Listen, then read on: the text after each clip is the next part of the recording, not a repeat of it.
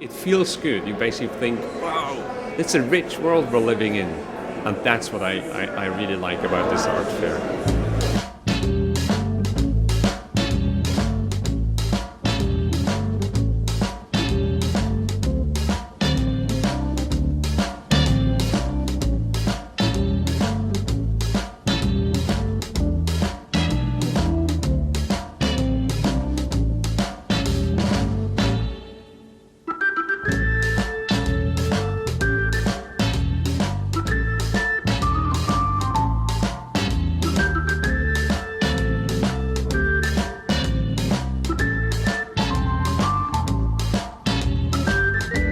Year by year, we discovered how broad an interest there was in this art, and now it's an international phenomenon.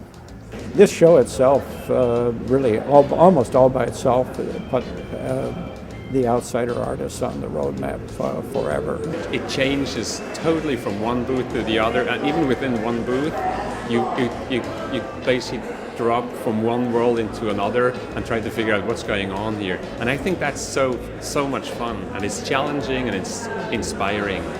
And I think that's the big joke, or the big power of the Outsider Art Fair, is that it allows you to make a lot of discoveries. And it's still evolving.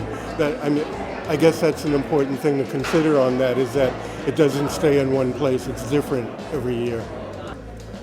Well, the actual fair is the only fair of its kind in the world. So, by definition, it's seminal and it stands alone. Now it's seen as part of the contemporary art world. And we have dealers here from more countries than ever before. Andrew's purchase of the fair sent a shot across the bow in a certain way, because Andrew is someone who has a reputation in both fields. And very few people do. I mean, very few people are known quantities in both fields.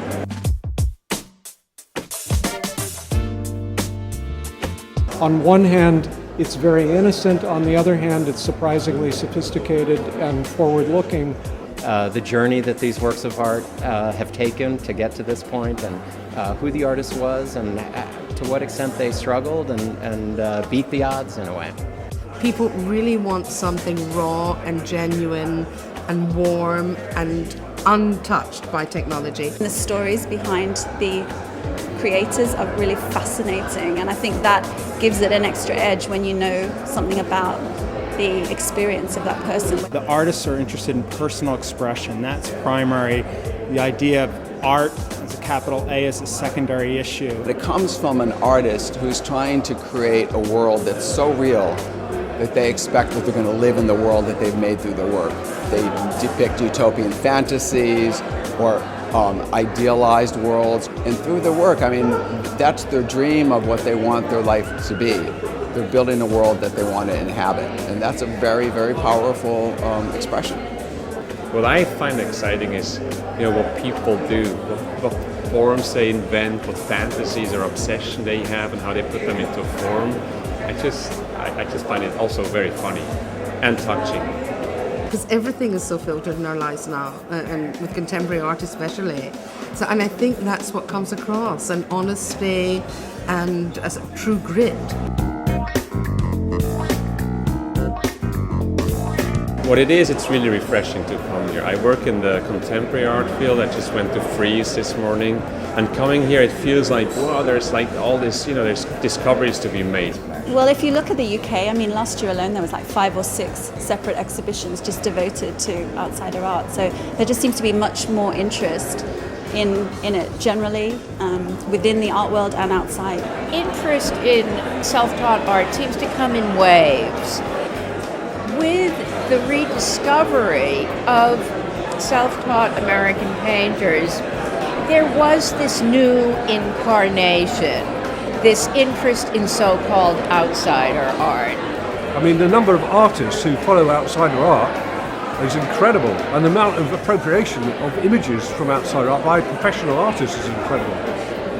So you look at this last summer's Venice Biennale, where Massimiliano Gioni incorporated this material into the larger picture of contemporary art.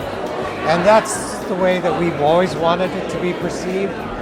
Individuals working out there in their own style with their own extraordinary need to express their creativity, their vision, whether it was religious or imagined or whatever it may be. It's not thinking, well, this is a self-taught artist or this is an outsider artist. They're just looking, say, this is a really exciting artist. What we call mainstream art is sequential.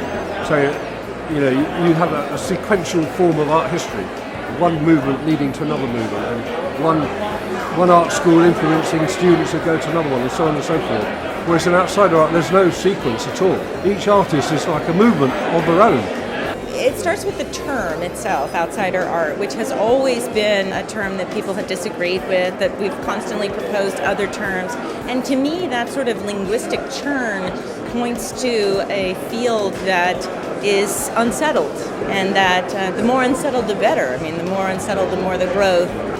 That elasticity in the term, which some people see as a real problem, actually can be great. I mean, I see it as a really productive uncertainty.